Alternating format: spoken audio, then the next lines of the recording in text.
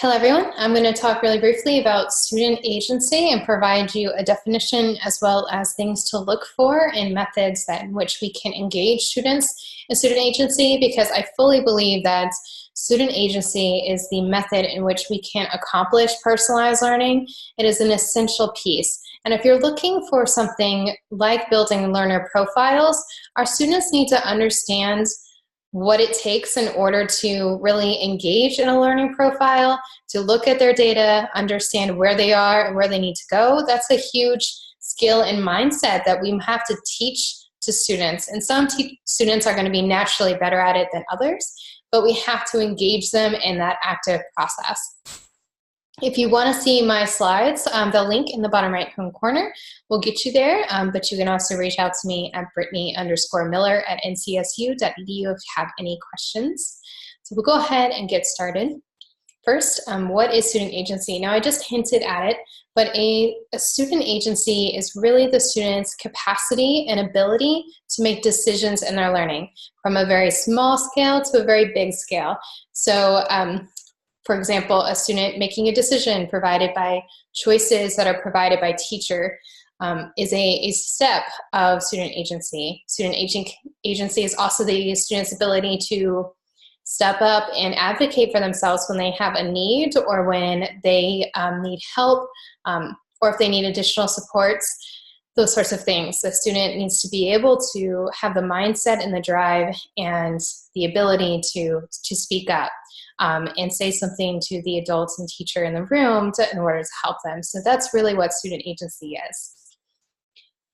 I really believe in starting with the why. And so this is part of my why, and why I feel student agency is such an important element that we don't always think about.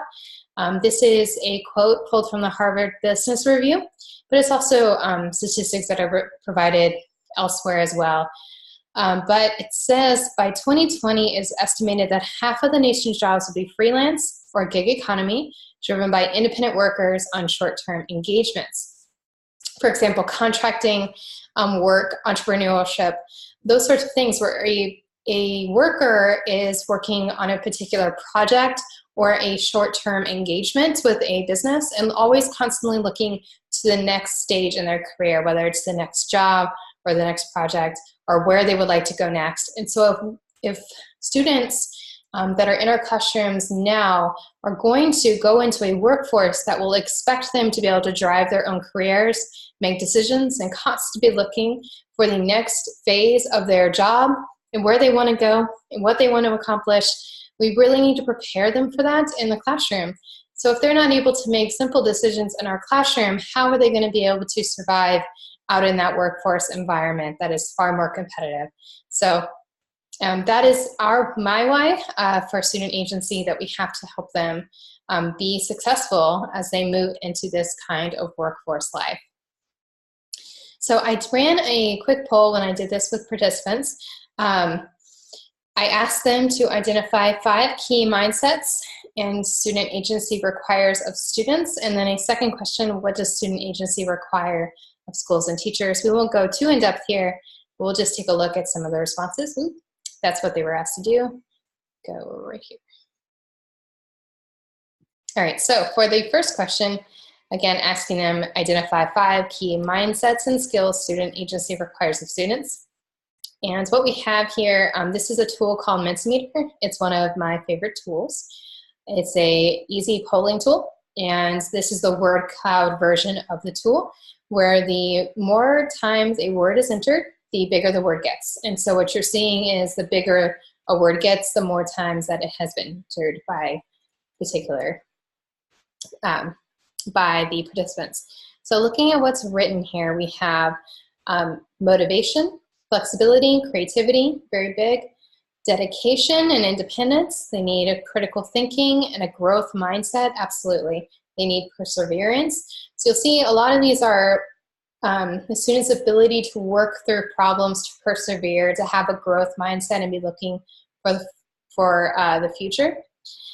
They need metacognition, excuse me, very much. They need to understand how they think and how they learn. And that is a process that we don't talk about a lot with our students. We don't even talk about it too much as teachers, about the process of learning and the process of thinking.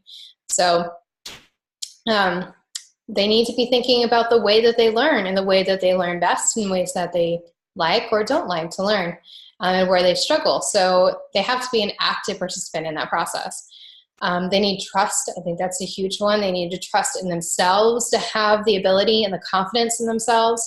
But they also need to have trust in their facilitators that it may not be what they expect or what is typical of their educational experience, but to just trust the process. They need to be goal-oriented. They have to follow their passion, self-motivated, self-directed. They need opportunity and passion. Absolutely. They need to understand what they're passionate about, because some kids, you know, you'll ask them, what are you passionate about? And it will change every 5 minutes. Or they're not sure how to answer that question, especially in the context of how it relates to school and learning. So we have to help them to understand what they're passionate about and how they can use it in the classroom. They need to accept challenges and be a lifelong learner. They need freedom, absolutely. They need grit, which is a little smaller in the middle there. Grit is an excellent word. It's kind of a newer buzzword in education about what a student does when they come across a problem. Do they get stuck, or do they have grit and work through it and overcome it? And that is absolutely part of the process, because learning should be a productive struggle. You should occasionally fail when you're learning, just like when we're riding a bike or any other experience in which we're learning. There will be opportunities and times where we fail, and that doesn't have to be a bad thing. They need dynamic reasoning, like that. They need drive. They need ownership, absolutely. They need to own their learning and the learning process. They need self-motivation. They need to be knowledgeable and a problem solver. And there's the 4 C's are also worked in here. You know, the creativity is very big, but you also see critical thinking, collaboration, and communication as well, because those are an aspect, those skills, those 21st century skills are so important. In looking at the next slide, when I asked everyone, what does student agency require of schools and teachers? It allows, I'll just read a few of these, allowing room for failure, flexibility in what learning looks like and sounds like, time for teachers to collaborate and brainstorm how to make the shift, and then check-ins for accountability. And I believe this applies both for teachers and students. Students need space and room for failure, and that it's not a bad thing, and they need to understand and overcome that, you know, again, going back to that grit. But teachers do too. And a lot of times teachers feel like they don't have the room and the space to fail or to try new things, because they feel either they don't want to fail in front of their kids, which is a very real fear for many teachers, or they are too worried about how it will affect their evaluation. So we have to have conversations both with students and teachers about how it's okay to fail, and that they can have, and following up with that with action to encourage people to take risks with intention and try new things, and sometimes fail, and that's okay, and learn from it. Our next week's flexibility, and to truly know the students' willingness to let go of control, and all students willing to be ready to fail. I love that, because that can be so hard as a teacher to let go of that control. Some of our teachers really struggle with that. So absolutely, how can we encourage and help our teachers to let go of this control? Schools and teachers must have similar mindsets to provide the flexibility students need to explore and develop their talents and interests. Absolutely, we need to allow it to be a process, to allow students to pursue their education and take ownership of it. Now, that doesn't mean that they are not learning their content or achieving their standards. It just means that it's the students' responsibility to ensure that those to ensure that they themselves are achieving the learning goals and the standards through the work that they do. Allow students to think and make choices on their own, not always feed them the answers, make decisions for them. Absolutely. They can think, they're human, and we have to build that up with them. And one thing that I found is that especially our high-performing students struggle with this critical thinking aspect and making choices, because they may be very good at school, but not so good at provided opportunity to be really creative and critical thinkers, because they're really good at figuring out what the teacher wants, but not necessarily coming up with their own original idea or working through a problem. That's a completely different skill set. And so some even our high-performing kids need help with this too. The freedom to alter schedules and assessment, the ability to become flexible with learning, and the school and teacher becoming support, which fuels the students' drive and passion. Absolutely, it takes a complete flip. And if we have the opportunity to look at how we're scheduling students' times and how we're assessing them, that is an essential piece. Just like rethinking our learning spaces to address personalized learning, we have to think about everything in kind of a different lens and a totally different perspective than maybe we had before. The middle one, if you are saying that students have to seek the job, not the job seeking them, yes, very much saying that, then we have to teach them time management and prepare them for a transient career. And I think that's an essential skill. Time management is an executive function that is incredibly important. So students need to understand how to manage their time, and to understand that when they are working towards something, sometimes there are things that have to be sacrificed in order to accomplish that. And I'll talk about that a little bit later when we talk about goals. But they need to learn time management. The last one I'll cover, teachers will become facilitators and students will take more ownership of their learning. Wonderful. They will become more intrinsically motivated. Absolutely. So the goal through student agency is that we have empowered our teachers to empower our students to drive their own education. And so it's not just the teacher's responsibility anymore, but it is students' active participation in responsibility in the learning process. I'm going to hop back to my slides here, move to the next piece. So I kind of want to talk about how student agency grows, because there are 3 different stages that you typically see people work through when they are engaging in student agency. And so this is what you typically see on the classroom level and what it looks like for teachers as well as students. And you can't necessarily jump them ahead of these levels, which is why I think it's important. So that there's nothing wrong with any 3 of these levels. And most teachers are doing things that develop student agency that they're not even thinking about. So this, it's just more of a process from an administrator level to help understand how to guide your teachers and your students to higher levels of student agency. So the first level typically starts with student choice from options and resources provided by the teacher, such as mini boards or choosing from a set of stations that they can engage in. This teacher provides a specific set of choices for the student, and the student gets to choose what they want to start with. And so that's usually where it all begins. And there's nothing, again, wrong with that level, and that's where many teachers and students are and kind of live, where they have set choices and they can choose from that place, whether it's, again, a mini board or something like that. So that's typically where it starts. The second level is when students' choices are expanded within projects and activities with the idea of PBL, design-based learning, kind of these higher order thinking processes that allow students the ability to make far more choices in their learning process.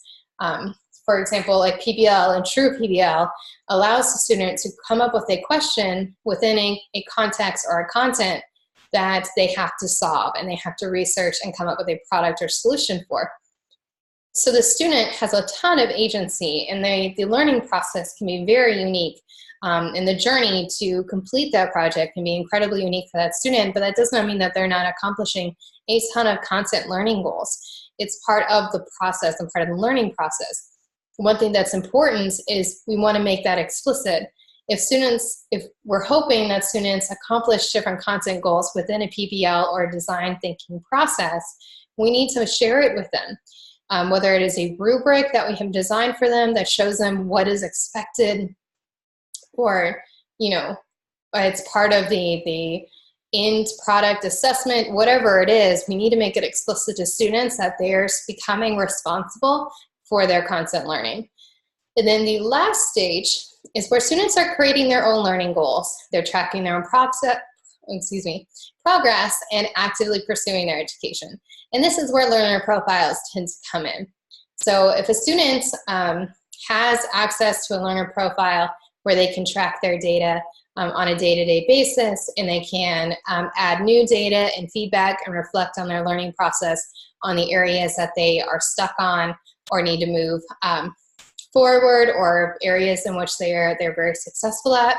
Learner profiles are wonderful for that, and allows them to see their growth, not just within one semester, but year after year. And so that's the real ultimate goal, is that students understand at that level that they can set goals for themselves. They understand where they are and where they need to be and what they need to work on from their own experience. And what's lovely about that level is, even though this sounds like it's tiered, it doesn't matter what grade level. It really comes down to the culture of the school and how student agency has been developed within the students. I have sat down with a little first grader from Bug Elementary in Wake County, and she came up to me and she had a folder, and so they had physical learner profiles. And so she talked to me, and she would open it up, and she was so excited to share. And she talked about how these were the things that she was really good at. This is what she just finished. These are areas where she's weakest and what she's excited about moving forward. And going through her work, and she was really excited to share, and she could talk to me actively about her learner process and tell me the goals that she had set for herself in literacy and math. And I thought it was just a really interesting process, and exactly exemplifies that it doesn't matter how old the student is, but it matters how much agency and how much they have been empowered in order to take ownership of that education. And so the reason why I think these tiers are important is that if you are working toward learner profiles with the goal of students actively using them to assess their data, set learning goals, and move forward, then you do have to work your teachers and your students through the process of all three different levels, and being honest with them and with yourself about where your teachers are. Because if a teacher is barely providing opportunities on that first level, then the teacher and the student are not going to be prepared for level 3. In the same way that if a student gets stuck at the first level and they're provided a choice from a menu and they don't even know what choice to make, because that's some of our kids are really good at making decisions and others are not, then they're not going to be able to set learning goals. It's going to be incredibly overwhelming for them, and it's just not going to be as fruitful as if their agency had been developed a little bit more before that. So that's why I think that's important, is that you have to guide your teachers and your students to provide professional development and support in order to make these things happen. So if that's what you're looking for and your goal is to get to 3, I would consider where your students are now, where your teachers are now, and what you can do to support and help them move forward. The next step is, once you have decided to help your teachers, these are some things that, while related, also support student agency. And so I kind of wanted to talk to them very quickly. And I'm going to kind of roll from the right to the left. So I'm going to start with that first corner where it says student composed learning goals. So one thing that I would encourage, and one thing that I did with my students, is that when you have students writing a goal, or really anyone writing a goal, I do it with teachers as well, you want them to actively think about what they need to do in order to achieve that goal, as well as what they had to let go of. And so I use the term goals and intentions. And so when I have a student or a teacher write a goal, I also ask them to write their intention. What are the things that they intend to do every day, whether it is a mindset or a specific task that they have to do in order to achieve that goal? And so regardless of if they achieve the goal or not, they're making progress in the right direction. And so that's the real idea. And then identifying, what do I have to let go of in order to achieve that goal based off of the intention that I wrote. And so when you're thinking about student learning goals, you have to help them think about realistic goals, whether you teach them SMART goals or, help them understand what a goal is and what it isn't, but also help them understand that in order to achieve a goal, there are sacrifices that have to be made, and there's specific things that I have to do in order to move myself forward. And so that's something that I would consider. The next piece is, again, going back to what we just talked about, is how much personalized learning experiences students have provided. How many choices, and whether it is teacher-directed and teacher-centric choices where the teacher is providing the choices, versus how many that are really open, where students are allowed to explore on their own, and to what degree do they explore freely. And this can look a lot of different ways. You know, again, we just mentioned design learning and PBL, but there's choose your own adventures. There's all sorts of fun activities that you can do that allows learning to be turned over to the students and engage in that process. The next is, I would consider as part of learning to make it reflective, not just about what they're learning, but how they're learning it. Do they like what they're learning? Do they enjoy what they're doing? Do they like other subjects more? What is it about other subjects or other activities that they enjoy more? And how might they bring that back to this particular subject area? You know, there's a lot that you can learn and help students learn about themselves by just getting them to stop and reflect on the learning process. And it may feel awkward at first, but if you stop a student in the middle of an activity, or regardless of what it is, and ask them about learning, about how they're learning and why they're learning, and whether they like the way that they're learning or not, and getting them to articulate that can allow them to think more about the future choices they make. So once they've decided that there's certain ways that they like to learn, because we all have preferences, then maybe that helps them make decisions easier in the future, and really dial in on what they're passionate about and who they are as individuals. The next piece is a project in collaboration with Oak Foundation, as well as many other wonderful foundations tied to learning differences. And I want to be very clear, this is not learning disabilities, but learning differences, and it's the perspective on how learning happens in our brains. Because we are all unique learners, we're all unique humans, and all of us have unique processes that go on. So Learning Differences is a free online course that I will talk about if you're interested in this, but it's also a movement as well that helps teachers and students understand how they learn from a brain science perspective that is easier to understand, and how they can use their individual and unique weaknesses and individual and unique strengths to better learn. For example, you know, everyone, again, is very unique. I do not have a great memory, personally. I have a very inconsistent working memory. And so as a student, I struggled a lot with particular activities that had to do with memory. You know, mental math problems, learning to read, remembering a formula, all those different processes, and we engage in our working memory all the time. And one way that I addressed it was by using a strength, which was organization, which is another executive function. Some people are very bad at organization, but I was very good at organization, and so I used organization as a way to compensate for my memory. I couldn't necessarily trust myself to remember something, but if I wrote it down and kept it organized and knew where it was, then I could hold on to it. And so Learning Differences helps both teachers and students to understand just that, how they can use their strengths to support their unique weaknesses. And so I will share with you a link at the very end, but it's also through NCSU. So if you want to look up Friday Institute Learning Differences course, that would probably get you there.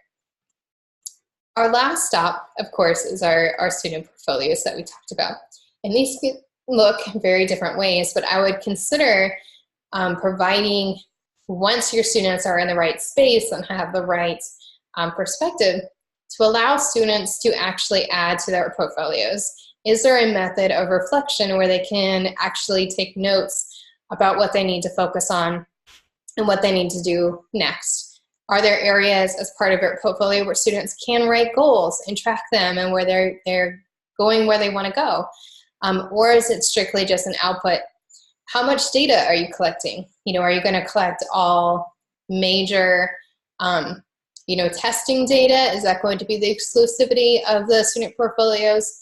Or is it going to be, much more of a divided process over quarter or weekly or daily? So that's a decision that you need to make, is how much data is going to go into the student portfolios, or is it going to be more of a way to capture the best of that student's work?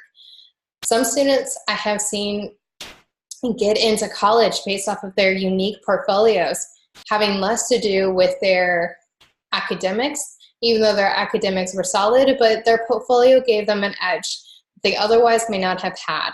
So there's different ways that they can use those, and decisions that you need to make, and especially make it very clear to your teachers and to your students the expectation of what happens with those portfolios and how much information goes in them.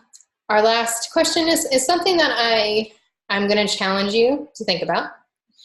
I want you to think about what you currently are doing to support student agency in your classroom, because there's many things that we already do to support. So maybe there are things that we can expand on as well, or now that we have the language, we can be more intentional in the way that we're engaging students in student agency. How are we supporting them as a school and district? Because I will tell you that these programs and student agency is best done from a school or district level. If I am an individual teacher and I have my students engaging, and they're all learning goals, and engaging in PBL and really personalized learning experiences that allow them to drive their own education and take ownership of it, and then they leave my classroom and they go to another class where they are not provided those opportunities, they're either going to revert back, even temporarily, or they're going to be very frustrated because they do have agency and they do have a voice, and they have experienced what that is like. And so having that taken away can be a jarring experience and can cause frustration for the classroom that they're walking into as well for that teacher. So it's best done from a school or district level, where student agency is part of the process and part of the live process as students work through their education.